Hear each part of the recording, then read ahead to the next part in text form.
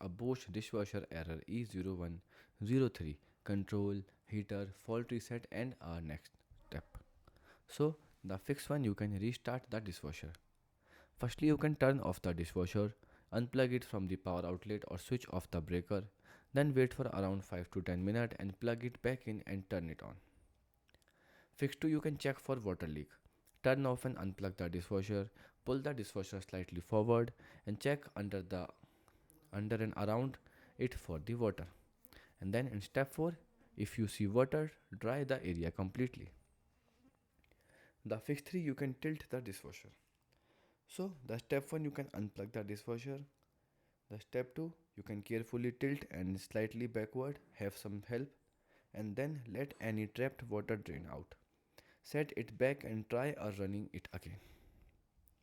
The step 4, you can check drain hose. Turn off the power, inspect the drain hose at the back, make sure it's not bent, clogged or blocked, and then straighten or clean it if needed. Goodbye.